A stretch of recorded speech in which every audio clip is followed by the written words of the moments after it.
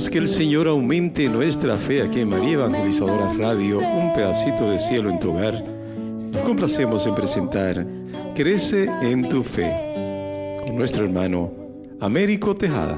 Que nunca olvide tus promesas,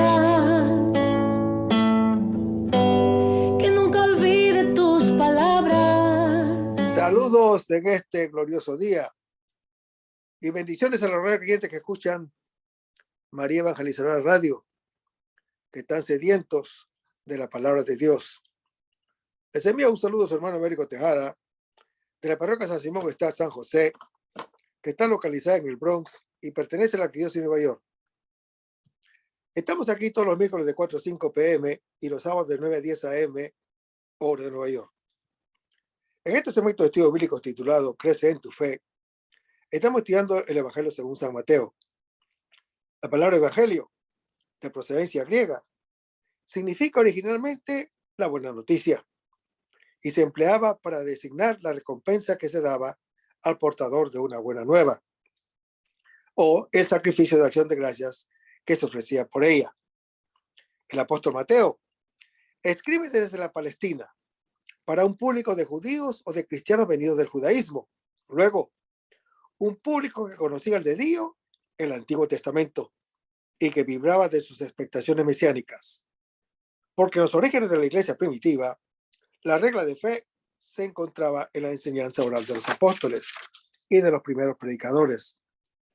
Andando el tiempo, se sintió la urgencia de consignar por escrito las enseñanzas del maestro y los rasgos sobresalientes de su vida. Y eso fue lo que hizo el apóstol Mateo. Estamos en el capítulo 6 del Evangelio según San Mateo, pero antes vamos a comenzar con una oración y lo hacemos en el nombre del Padre, del Hijo y del Espíritu Santo. Señor, que todo lo que hagamos este día inicie con tu bendición y termine con tu ayuda. Que todo lo que digamos este día sea motivado por tu amor e inspirado por tu gracia. Que nuestras obras de este día reciban tu inspiración y perduren en tu paz. Todas estas cosas, Padre Celestial, te las pedimos en el dulce y poderoso nombre de tu Hijo Jesús, que vive y reina en uno del Espíritu Santo, quien es Dios, por los siglos de los siglos. Amén. Los créditos de estudio público son dados al Padre Félix Trux, al Padre Silvano Fausti, a la Vila de Jerusalén y a la hermana Evelyn Morán y su Ministerio de Música. A los hermanos que viven en el Bronx, para invitarlos a nuestro ciclo de oración, de la parroquia San Simón está San José, que está localizada en el 2191 Valentine Avenue, esquina calle 182, comenzando con la misa a las 7:30 p.m. todos los viernes por la noche. Decíamos que estábamos en el capítulo 6 del Evangelio según San Mateo. Para ser más específico, estamos en la parte donde habla del Padre Nuestro.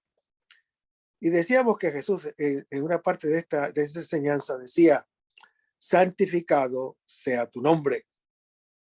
Hermanos, a menudo el lenguaje bíblico pone en la voz pasiva lo que se predica de la actividad de Dios mismo. Esto pasa aquí también. Luego, en nuestro lenguaje diríamos: santifica tu nombre. Pero, ¿qué significa todo esto?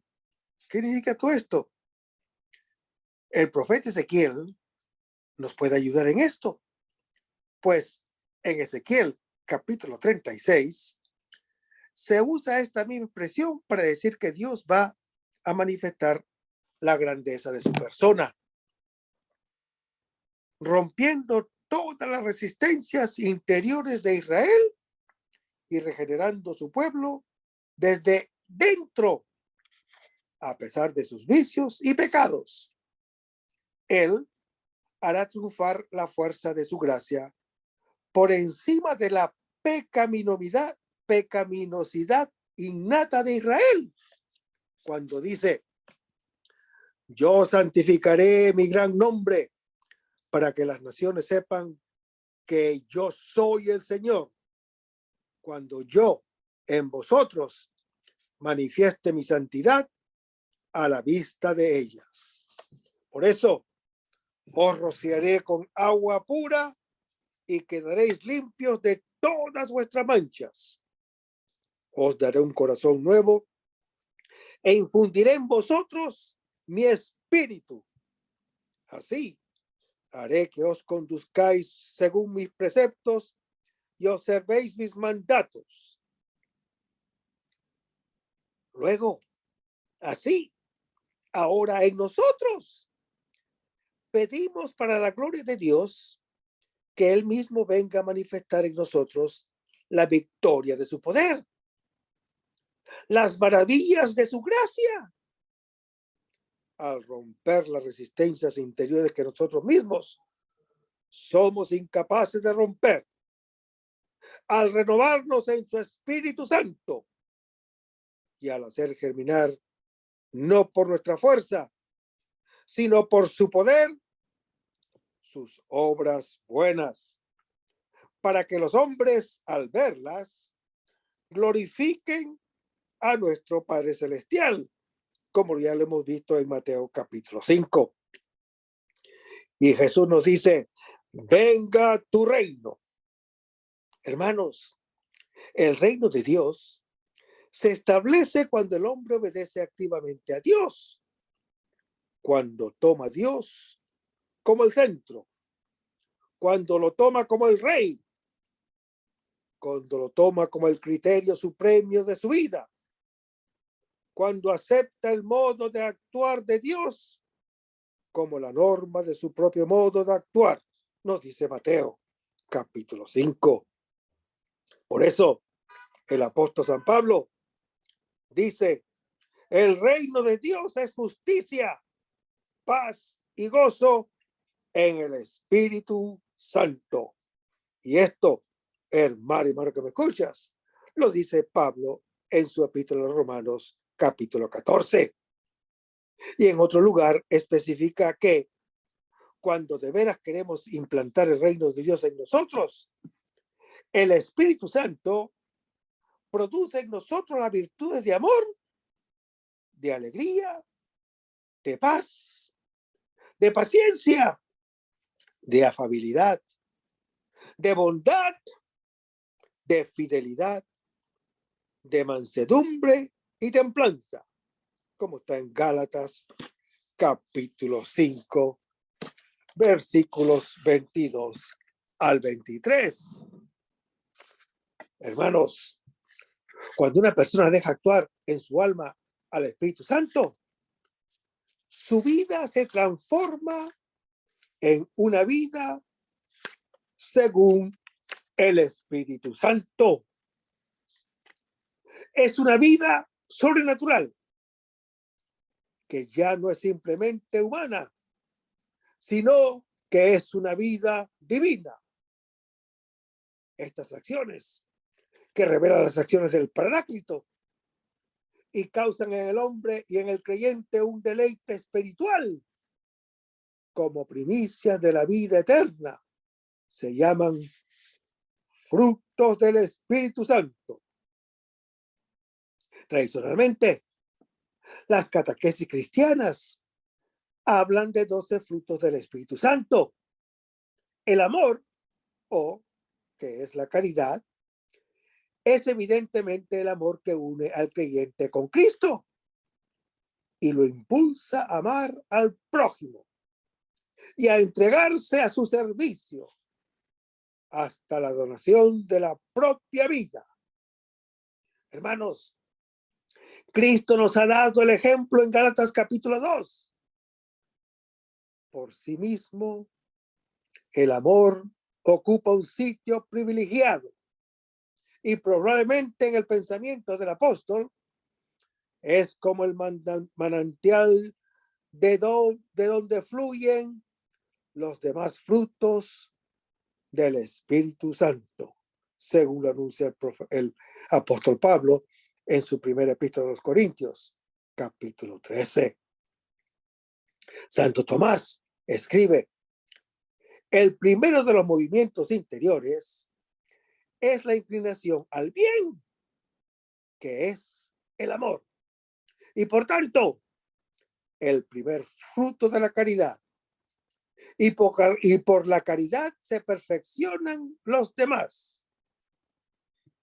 Y el apóstol Pablo nos sigue diciendo en Gálatas capítulo 5, cuando habla de la alegría y la paz. Se refieren a experiencias personales que son consecuencias de la acción íntima del Espíritu Santo que mora en el corazón del creyente. Después el apóstol dice, la alegría es un gozo espiritual y la paz es una tranquilidad de la mente, basadas en la conciencia que se tiene de la amistad con Dios. La paz encierra además, hermano que me escuchas, la idea de perfección y plenitud. El gozo y la paz son los bienes característicamente mesiánicos, prometidos por los profetas en el Antiguo Testamento. Y esa promesa de los profetas era para los tiempos futuros, o sea, para los tiempos mesiánicos, y anunciados por Jesús a sus discípulos la víspera de su paso al Padre. Son muchos los anuncios en el Antiguo Testamento por los profetas. Lo pueden leer en Isaías capítulo 9, Ezequiel capítulo 37, Joel capítulo 3, Sofonías capítulo 3, Zacarías capítulo 8. Y el Señor Jesús lo anuncia a sus discípulos en Juan capítulo 14. Y Pablo habla de la longanimidad, la afabilidad, la bondad, la fe y la mansedumbre. Hermanos, todos estos se refieren a la manera como se relacionan con el prójimo. Aquellos que se dejan conducir por el Espíritu Santo, estas actitudes virtuosas se oponen radicalmente a las obras de la carne. Veamos la longanimidad.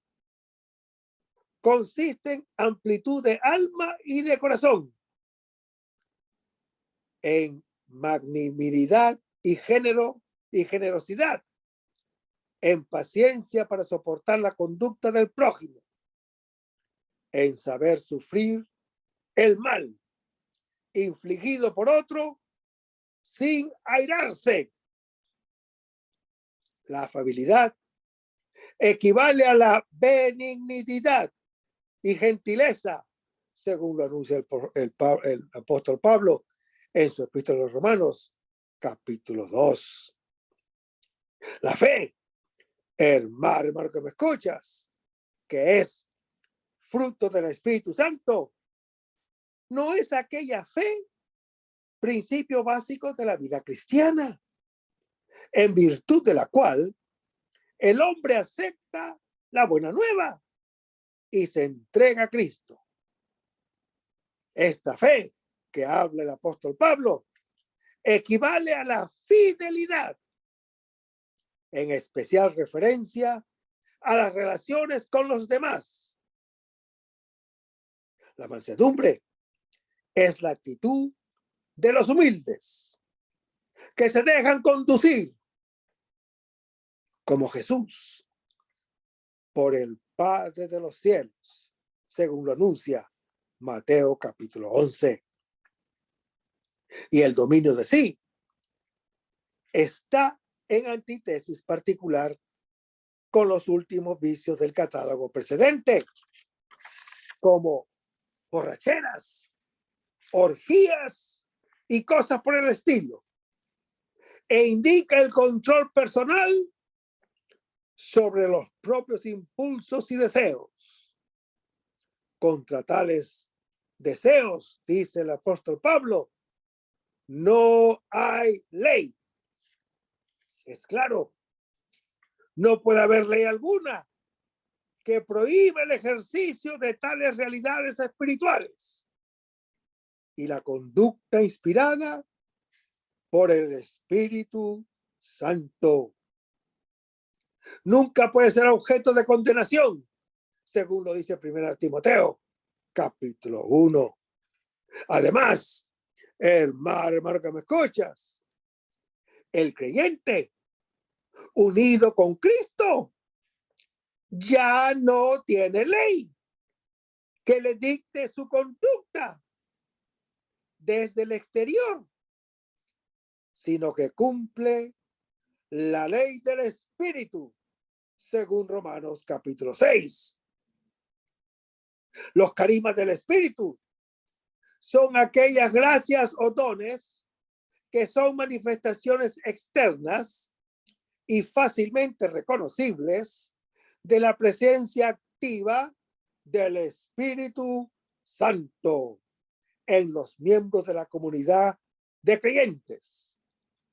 Están asociados ordinariamente a la proclamación del Evangelio y ordenados a la edificación de la iglesia, según lo dice 1 Corintios, capítulo 12. Ahora, hermano que me escuchas, el fruto del Espíritu es el resultado de la presencia santificante y activa del Espíritu Santo en el corazón del creyente. El fruto del Espíritu es el conjunto de virtudes y experiencias espirituales cuya raíz y coronamiento es el amor. El Espíritu Santo, dado por Dios al creyente, habita en él como en un santuario. Lo santifica y lo hace vivir como hijo de Dios en comunidad de hermanos, según lo anuncia el apóstol Pablo en su primera epístola a los Corintios, capítulo 6. En esta perspectiva, hermano que me escuchas, tanto los carismas como el fruto del Espíritu Santo son realidades espirituales, son dones de Dios necesarias para la plenitud de la vida eclesial. Luego, el reino de Dios habrá tenido en nosotros o habrá venido a nosotros cuando nos esforzamos seriamente por ser pacíficos, por ser mansos y por ser humildes como Él, bondadosos para con justos e injustos como Él, amorosos para con amigos y enemigos como Él nos los dice en Mateo capítulo 5. En otras palabras, hermano que me escuchas, el reino de Dios habrá venido a nosotros tanto como individuos como sociedad cuando obedecemos activamente su voluntad y vivimos según su ejemplo. Y después leemos que Jesús nos dice: hágase tu voluntad en la tierra como en el cielo. Hermanos, esta es la misma petición que al comienzo de la historia evangélica formulará la Virgen María, por supuesto, cuando Dios quiso encarnarse en su seno, cuando ella nos dice a ti y a mí: hágase en mí según tu voluntad, como está descrito en Lucas capítulo 1. Y que al final de la historia gritará su hijo Jesús en Getsemaní cuando dice: hágase tu voluntad, no la mía, en Mateo capítulo 26. Esto nos muestra que esta petición no se refiere tanto a nuestro cumplimiento activo de la voluntad de Dios como la petición anterior, sino más bien a su cumplimiento pasivo. Es decir, hermano que me escuchas, nos abrimos ante los designios exigentes, ante los designios misteriosos y a menudo dolorosos del plan de Dios sobre nuestra vida. Pedimos la fuerza como Jesús la pidió para aceptar el sufrimiento que Él nos manda. Las desgracias y las adversidades de la vida, como puede ser una enfermedad, un dolor, unos sacrificios, unas desilusiones, unos fracasos. Queremos ser barro en sus manos de ceramista, como lo anuncia el profeta Isaías en su capítulo 45, como lo éramos cuando fuimos creados, como lo relata Génesis capítulo 2, y como ahora lo son los ángeles en el cielo, como lo dice el profeta Baruch en su capítulo 3, y las estrellas en el firmamento, como lo anuncia el Salmo 147 e Isaías en su capítulo 40 y el Salmo 119. No le ofrece ninguna resistencia ante su iniciativa transformadora. Luego, hermano que me escuchas, con esta petición nos asociamos a la Virgen María, que es la Virgen de la Anunciación, y más aún al Cristo del Getsemaní, cuando dice: hágase en mí tu voluntad soberana, por mucho que me cueste y por mucho que me duela, pues quiero ser barro en tus manos, para que hagas de mí un vaso de tu misericordia y de tu honor. Pero vayamos a Romanos capítulo 9, versículos 20 al 24, donde se lee: oh, hombre, ¿quién eres tú para pedir cuentas a Dios? ¿Acaso la vajilla o la vasija dirá al alfarero: ¿por qué me hiciste así? ¿O es que el alfarero no es dueño de hacer de una misma masa objetos para usos nobles y otros para usos despreciables? Pues bien, ¿qué vas a replicar si Dios, queriendo manifestar su ira y dar a conocer su poder, soportó con gran paciencia, objetos de ira preparados para la perdición, a fin de dar a conocer la riqueza de su gloria con los objetos de misericordia que de antemano había preparado para gloria con nosotros, que hemos sido llamados no solo de entre los judíos, sino también de entre los gentiles. Hermanos, el apóstol Pablo continúa la discusión con su opositor. Si la soberanía divina se extiende hasta tal punto que nadie puede resistir a su voluntad, ¿por qué entonces Dios reprueba y castiga a los hombres? ¿Por qué?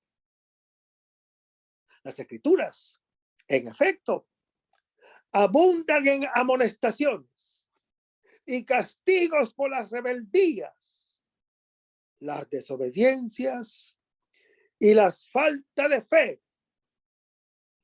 El faraón de Egipto, el mismo que es suscitado para que se manifieste el poder de Dios y brille su nombre, él luego es castigado en Éxodo capítulo 11.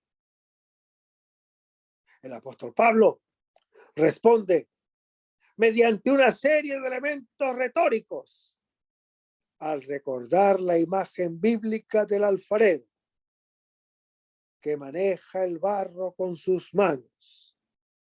Hace con él lo que quiere.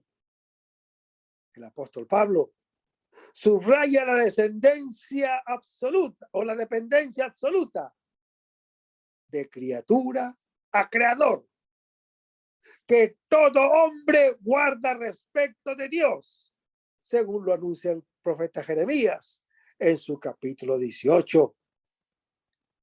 Pero en el caso del faraón, no hay justicia en Dios. Si le endureció el corazón y luego lo condena, como tampoco en el caso de Israel, sino es elegido para creer y luego es vituperado por no haber creído. Por otra parte, hermano que me escuchas, la misma manera como el apóstol Pablo responde a su opositor, hace sentir el ineludible y profundo problema del mal, la misteriosa conciliación entre la acción eficaz de Dios y la libertad y responsabilidad del hombre. Las perspectivas se amplían. No se trata solo del faraón y de Moisés, ni de los egipcios, ni de los hebreos, de la historia antigua. Ahora es cuestión de, primero, de aquellos judíos vasos de cólera que al rechazar el evangelio del Señor Jesús están preparados para la perdición, pero que al mismo tiempo son instrumentos de Dios en los cuales Él muestra su poder, su longanimidad. Segundo, de que los judíos o gentiles, vasos de misericordia, que llamados eficazmente a la fe, están destinados a la gloria y son también instrumentos de Dios en los cuales Él manifiesta la riqueza de su gloria. El apóstol Pablo, hermano que me escuchas, no dice que los israelitas estén destinados a la perdición por haber rechazado el evangelio del Señor Jesús. Solamente subraya que los objetos preparados para la ira, los gentiles y los idólatras, que han sido también objetos de la misericordia divina, para que pudieran recibir la condición de hijos e hijas de Dios, según lo anuncia el profeta, el apóstol Pablo, en su epístola a los Romanos, capítulo 1. Hermanos, la Biblia de Jerusalén nota que para la interpretación de este texto difícil ha de tenerse en cuenta el contexto integral de esta sección, cuando dice, Pablo explica cómo se oponen a la justicia, visto desde el plano divino, el endurecimiento de Faraón antaño y la infidelidad de Israel hoy. Dios hubiera podido destruir al Faraón, como podría destruir al pueblo judío, pero soporta pacientemente su existencia y así dándoles tiempo para el arrepentimiento, según lo dice el apóstol Pablo en su epístola a los Romanos, capítulo 2.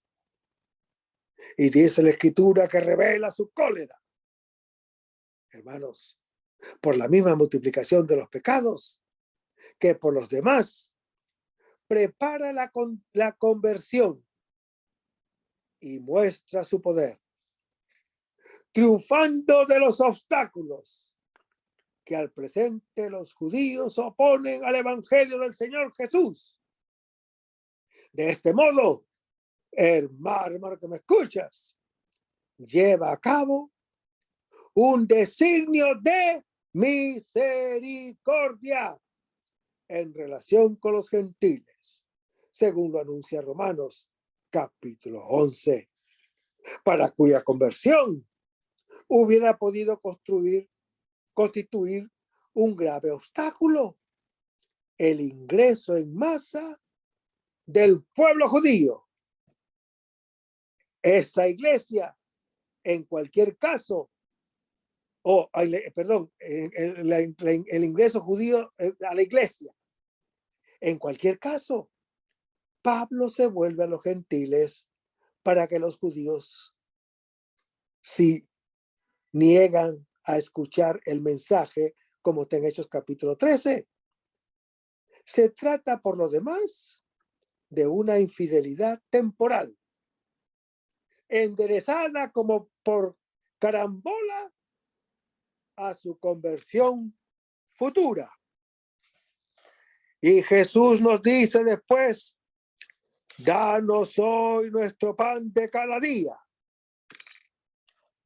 Hermanos, por un lado, expresamos aquí nuestra total dependencia del Creador, aún para las cosas más ordinarias y triviales, como lo es el pan diario. Y por otro lado, nuestra confianza en su providencia paternal, que dará por añadidura todo bien material que necesite aquel que de veras cree en él y busca primero el reino de Dios y su justicia. Pero por encima del pan material, pedimos aquí también que Él no nos prive del pan bajado del cielo, que es Jesús su Hijo, quien para nosotros es la vida del alma y la prueba máxima del amor de Dios para con nosotros, como está relatado en Juan capítulo 3. Y Jesús dice: perdona nuestras ofensas como también nosotros perdonamos a los que nos ofenden. Continuamente. Por ejemplo, aquí en Mateo capítulo 6 y en Mateo capítulo 18, Jesús insiste en que la medida del perdón de Dios por nosotros es la misma medida que nosotros hemos usado primero para con nuestro prójimo. Por eso, hermano que me escuchas, en esta petición reconocemos ciertamente nuestros pecados diarios y pedimos humildemente por ellos perdón. Pero tal vez aún más suplicamos que Dios, por medio de su Espíritu Santo de amor, que nos lo ponga en nuestro interior, para que ablande nuestro corazón y nos enseñe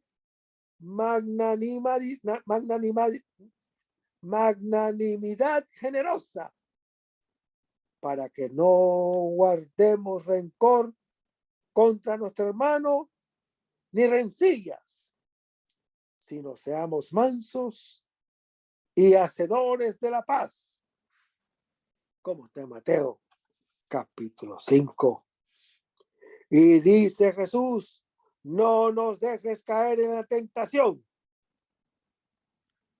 Esto va en contra de la quinta columna, que se esconde en nuestro interior.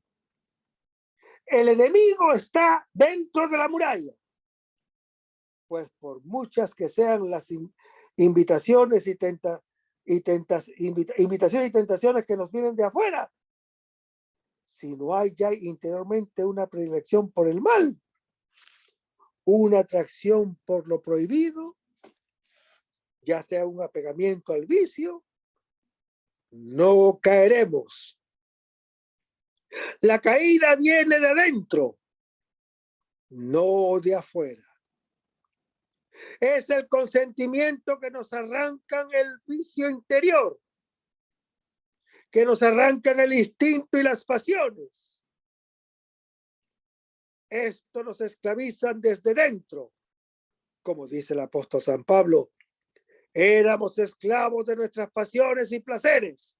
En Tito, capítulo 3. Pues, uno queda esclavo de aquello por lo cual es vencido, añade el apóstol Pedro en segunda de Pedro, capítulo 2. Y Santiago comenta, cada cual es tentado por su propia concupiscencia, en Santiago, capítulo 1.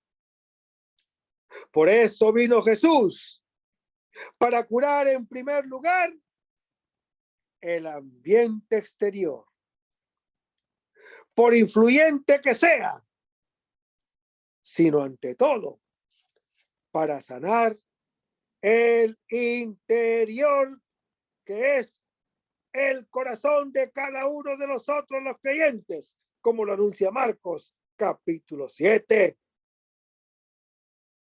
Pues como dice la Escritura, para el limpio todo será limpio, pero para los contaminados nada hay limpio, pues su mente y su conciencia están contaminadas. Lo anuncia el Tito, capítulo 1. Luego, hermano que me escuchas, aquí pedimos que seamos limpios de corazón, para así ser admitidos a la visión beatífica de Dios, como está en Mateo, capítulo 5. Y Jesús nos dice, mas líbranos del maligno. Hermanos, esta séptima petición va contra el enemigo exterior. La palabra tiene este mismo sentido. Es el demonio que nos acecha continuamente y nos tiene oprimidos. Pedimos que Dios nos conceda que, libres de las manos del enemigo, podamos servirle sin temor, en santidad y justicia delante de él todos nuestros días, como lo anuncia Lucas, capítulo 1. Porque nuestras luchas no es meramente contra la carne y la sangre, sino contra los principados y las potestades, contra los dominadores de este mundo tenebroso, contra los espíritus del mal que están en lo alto, como lo dice Efesios, capítulo 6, versículos 10 al 18. Hermanos, la carta del apóstol Pablo a los Efesios concluye animando a los fieles en su lucha contra el mal y recordándoles que disponen de las armas para triunfar, empleando la imagen de la armadura militar.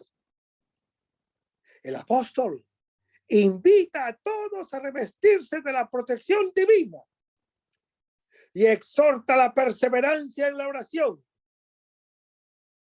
El Antiguo Testamento mostraba a Dios armándose contra sus enemigos. Vayamos a las Escrituras. Juzgará con justicia a los débiles y sentenciará con rectitud a los pobres de la tierra. Herirá al hombre cruel con la vara de su boca. Con el soplo de sus labios matará al malvado. Justicia será el ceñidor de su cintura. Verdad el cinturón de sus flancos. Como está en Isaías, capítulo 11. Pero sigamos leyendo. Se puso la justicia como coraza y el casco de salvación en su cabeza. Se puso como túnica vestido de venganza y se vistió el celo como un manto, según los merecimientos, así pagará. Ira para sus opresores y represalia para sus enemigos, como está en Isaías, capítulo 59. Sigamos leyendo. Tomará la armadura de su celo y armará la creación para vengarse de sus enemigos. Vestirá la coraza de la justicia.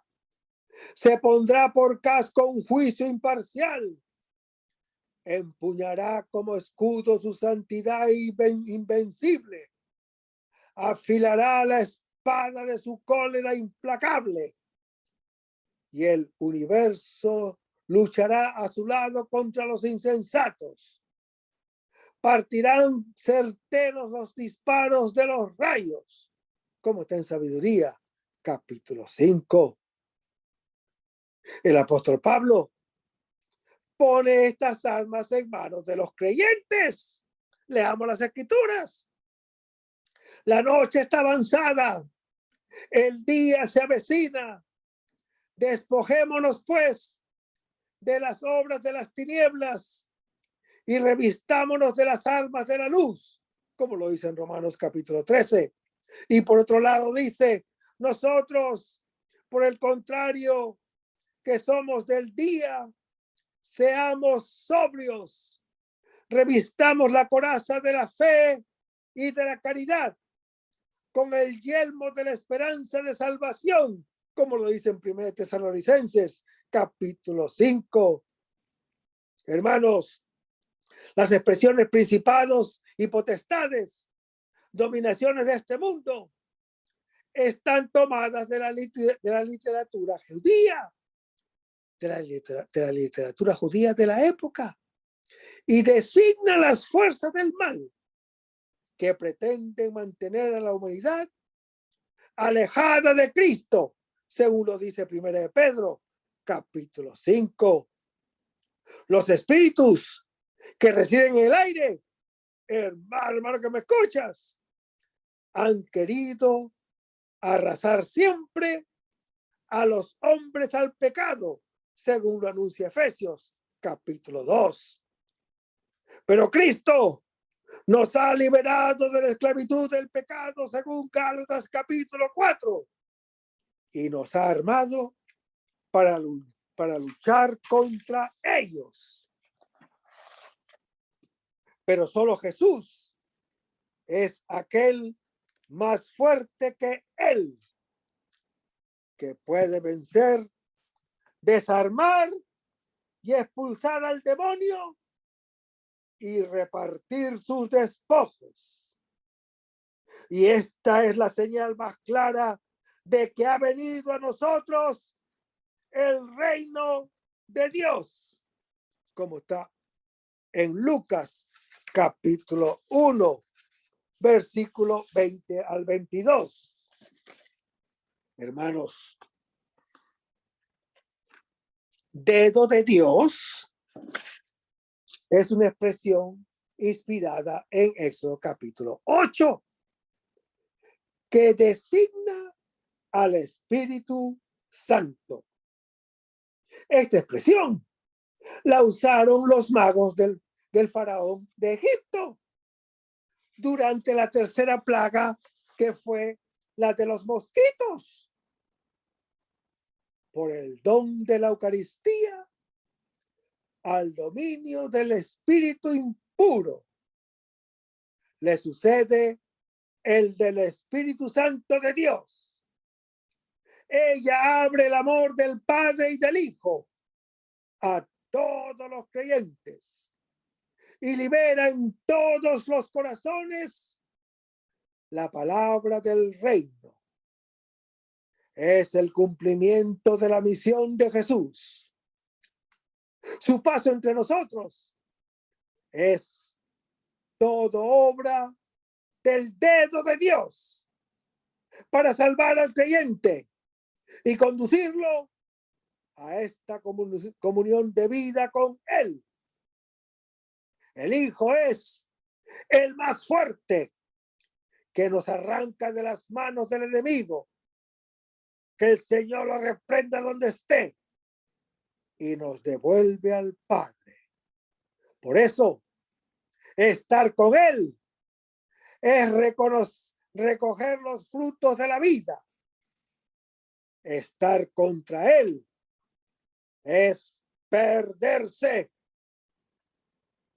Es verdad que con el pan y el Espíritu Santo ha venido en nosotros el reino, pero el que crea estar en pie, mire no caiga, nos dice 1 Corintios capítulo 10. La última petición que le prestamos al Padre es que nos preserve de caer en la tentación y que siga liberándonos del mal y del maligno, según lo dice Mateo capítulo 6.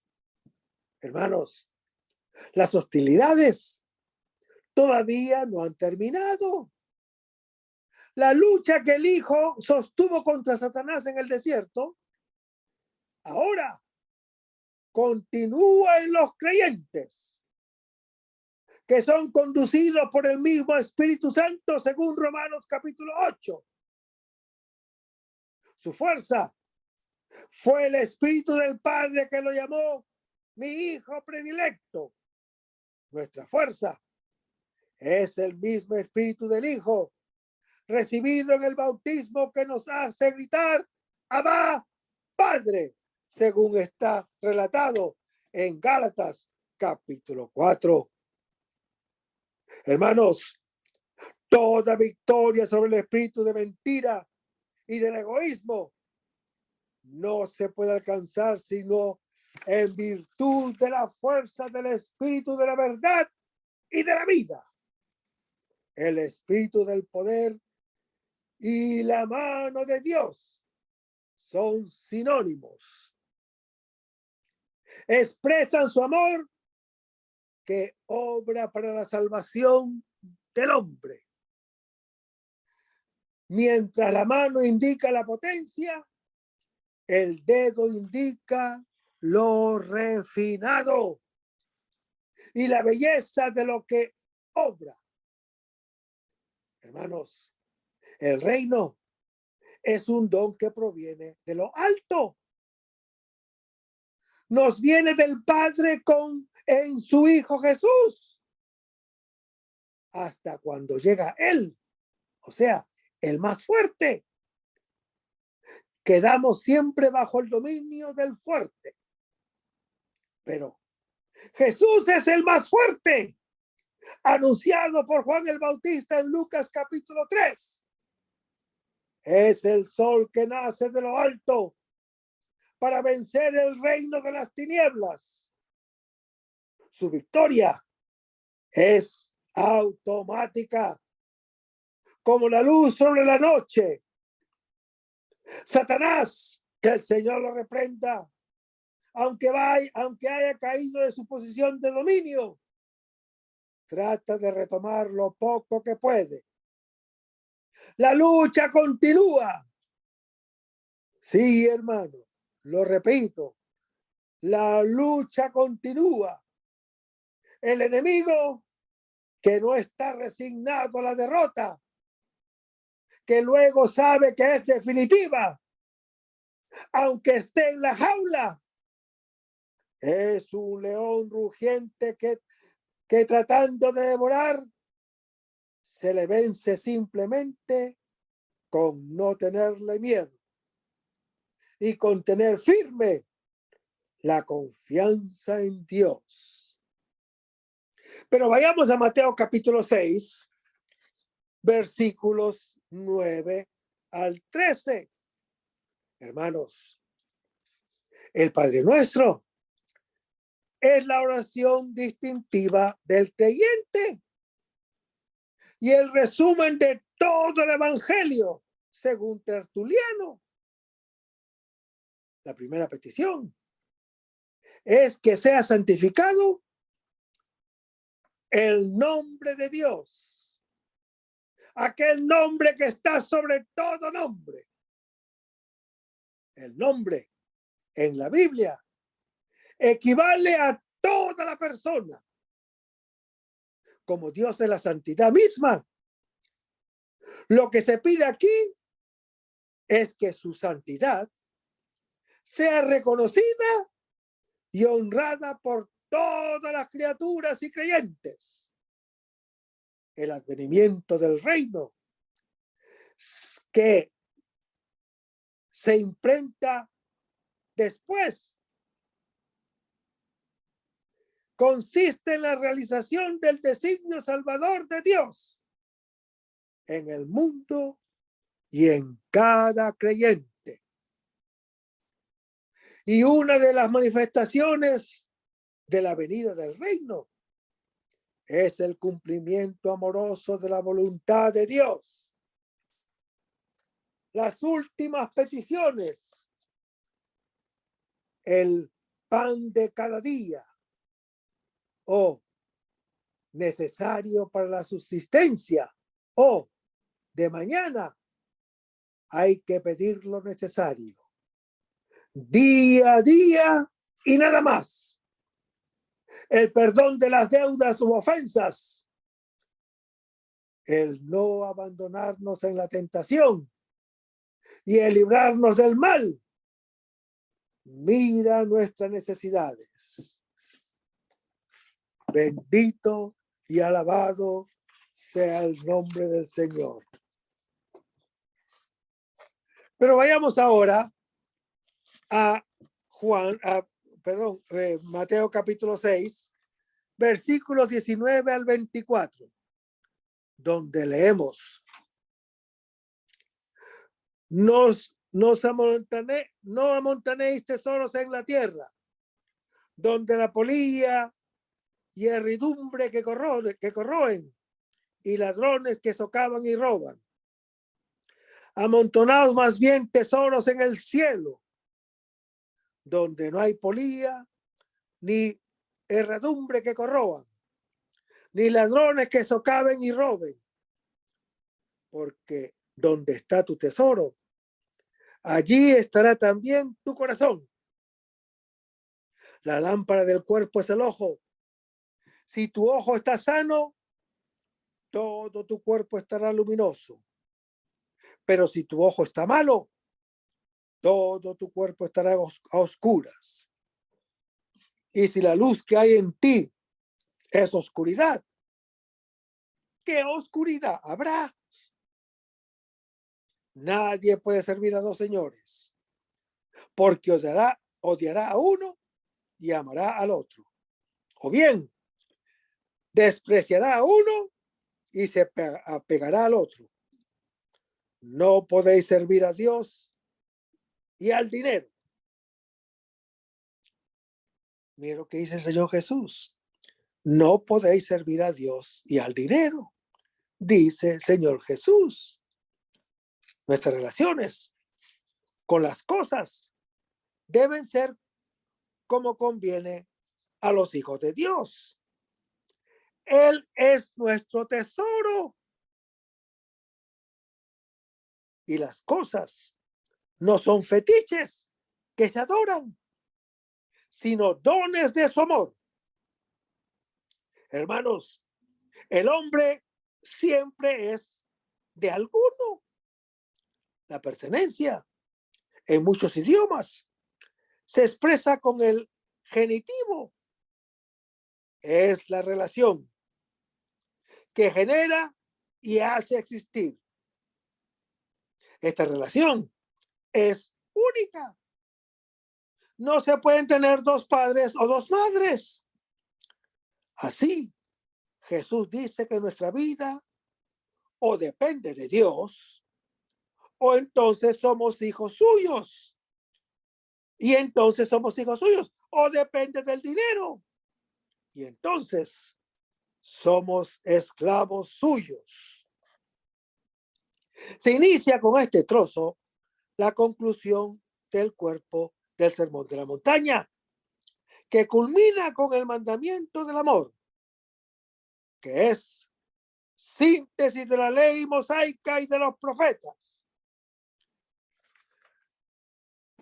La acción, muy organizada lógicamente, está unida por un hilo conductor, la paternidad de Dios. Hay que vivirla en relación con las cosas como libertad de todo afán por acumular cuando hay abundancia y de la ansiedad cuando hay escasez. Y en relación con las personas como acogida y amor fraterno. Hermanos, el espíritu filial anima tanto las obras religiosas, que son las limosnas, que es la oración y es el ayuno, como la relación cotidiana con las cosas y las personas. El que no se considera hijo de Dios y hace depender su vida de las cosas, acumula tesoros sobre la tierra. Su ojo está enfermo, perdido tras el ídolo, esclavo del dinero. En cambio, hermano que me escuchas, el que se reconoce como hijo y como creyente, acumula tesoros en el cielo. Su ojo es puro y en todo ve a aquel que lo ama y a quien quiere amar. La fe en Dios se juega concretamente en la relación con las criaturas, que puede ser filial y fraterno, o bien patronal y diabólico, como lo dice Lucas capítulo 12. Jesús, hermano que me escuchas, que es el Hijo de Dios, es el tesoro en el cual habita corporalmente toda la plenitud de la divinidad, como lo anuncia el apóstol Pablo en su epístola a los Colosenses capítulo 2. La iglesia ha descubierto el tesoro y con alegría se deshace de todo para conseguirlo. Vive todas las cosas como Eucaristía, don recibido del Padre y compartido con los creyentes. Y en el versículo 19 leemos: no amontonéis tesoro en la tierra. Hermanos, el hombre no es la vida. La ha recibido y tiene que alimentarla. Piensa mantenerla acumulando bienes, sin percatarse de que así la inmola para preocuparse lo que debería garantizarla, para procurarse lo que debería garantizarla. En efecto, hermano que me escuchas, quien convierte las cosas en dioses, las separa de su fuente, que es Dios, y de su finalidad, que es el compartirlas fraternalmente. La codicia de poseer es ateísmo práctico, origen de todos los males, lo dice 1 Timoteo capítulo 6. Verdadera idolatría, nos dice Efesios capítulo 5. Niega el valor de toda realidad, que es el don. Hermanos, atesorar es una cosa que está en contradicción con la petición. Cuando decimos: nuestro pan cotidiano, dánoslo hoy. El pan ya no es un don del Padre, sino un sustituto del Padre. Y Jesús nos dice, donde hay polilla y herrumbre que corroen.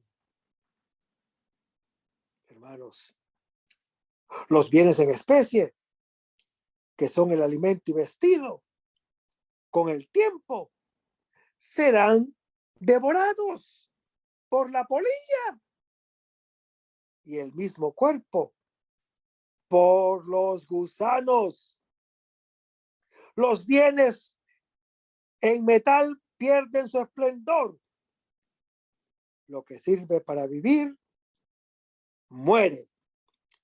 Lo que sirve para aparecer desaparece. Y dice Jesús, y los ladrones que socavan y roban. Hermanos, lo que se ha acumulado es un hurto al Padre y a los hermanos. Tarde o temprano será sustraído al que lo ha robado. O el don sigue un don o se convierte en hurto. Acumular tesoros no solo no garantiza la vida animal, sino que incluso hace perder la vida filial y fraterna. Y en el versículo 20 leemos, amontonaos más bien tesoros en el cielo. Y eso, hermano que me escuchas, lo vamos a ver en el próximo segmento. Vamos a despedirnos con una oración y lo hacemos en el nombre del Padre, del Hijo y del Espíritu Santo. Señor Jesús, ayúdanos a conservar el fervor espiritual, la dulce y confortadora alegría de evangelizar, incluso cuando hay que sembrar entre lágrimas, como Juan el Bautista, como lo hicieron los apóstoles Pedro y Pablo y los otros apóstoles, y también esa gran multitud de evangelizadores que se han sucedido a lo largo de la historia de la Iglesia Católica, con un ímpetu interior que nada ni nadie sea capaz de extinguir. Señor Jesús, que sea esta la mayor alegría de nuestras vidas entregadas al Evangelio. Y ojalá que el mundo actual pueda así recibir la buena nueva de tu Evangelio, porque tenemos la tarea de anunciar el reino de Dios y de implantar tu iglesia en este mundo que todavía no te conoce. Todas estas cosas, Padre Celestial, te las pedimos en el dulce y poderoso nombre de tu Hijo Jesús, que vive y reina en unión del Espíritu Santo, quien es Dios, por los siglos de los siglos. Amén. Hasta el próximo segmento. Que el Señor nos bendiga.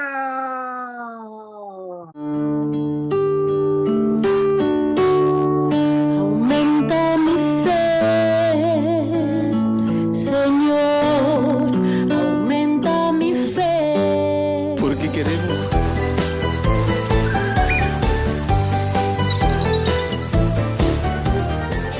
María Evangelizadora Radio. Un pedacito de cielo en tu hogar. Evangelizando para el mundo. 100% católica. Tía, yo estoy aprendiendo.